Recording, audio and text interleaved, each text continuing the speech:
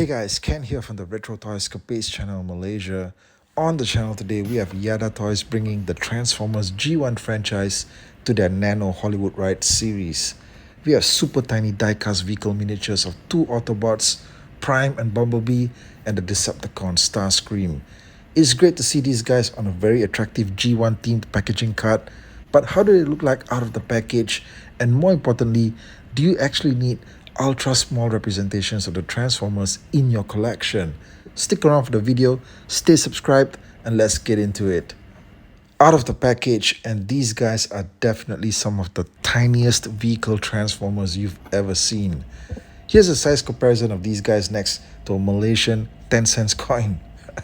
Now Prime has blue animation style windows to match his cartoon look, and the paint job on him is overall the best of the three, and you get all of the nice details like the Autobot insignia on both sides of the cab.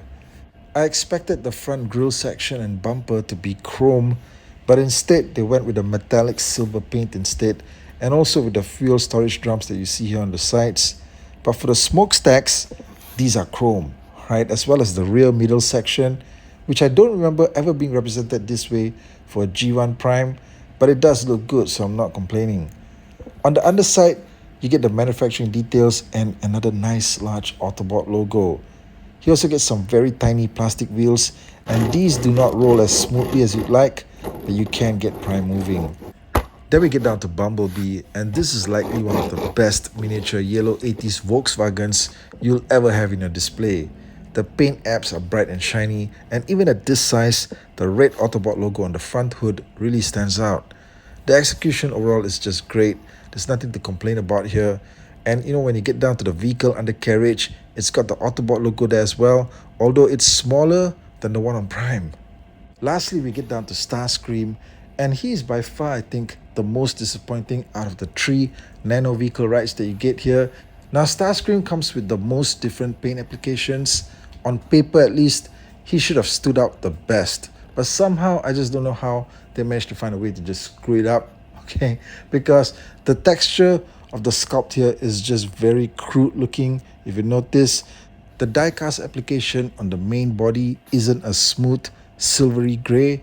It's just really crude looking for some reason. It's got all of these really grimy looking edges to it, and it just looks unfinished. And it's the same on the underside as well. It's very crude looking, nothing looks smooth. I just don't know why they couldn't give us just a solid, shiny die-cast jet. Right? Now on the underside here, you also get the wheels. There's three of them here. They do roll. However, like I said, the whole vehicle overall is just a disappointment to me because of the way that it was executed. I just feel that it pales in terms of the die-cast quality of the other two. But to be fair, this is the first Nano Hollywood Ride set that I'm getting. I didn't get the other stuff that they put out, like the Fast and Furious cars. So maybe in those sets, you do get some vehicles that are a bit crude and some that aren't. I'm not really sure. But to me personally, well, Starscream is just a disappointment out of the three that you get here in this mix. Now, this, of course, isn't the first time we've had like really tiny Transformers, especially in vehicle mode. You'll remember that in the early 2000s, Takara did release the world's smallest Transformers. Okay, so those were tiny G1 oriented Transformers that could convert from robot to vehicle. However, I don't have any of those on hand for comparison, but I do believe that those particular vehicles were in fact a little bit larger than these, okay, for sure. And then, of course, who could forget back in the 80s when we were first introduced to the Micromasters and the concept of really small Transformers vehicles that could still convert into some very realistic looking robots. Now here's the Nano Prime next to this really small looking 1989 Batmobile. This was actually released by ERTL back in the day, and it's probably like the only vehicle that I could dig out that could be a worthy comparison to this Nano series. Okay, what do you think of these two guys side by side like this? I think they measure up really well. And also, just for the hell of it, here's the Nano Prime next to the recently released Hot Wheels mainline Optimus Prime model. Now obviously the scales are wildly different, right? But these are both recent die-cast vehicle releases of Optimus Prime in the smaller scale vehicle category. And next to each other, I mean, I guess these two look like father and son.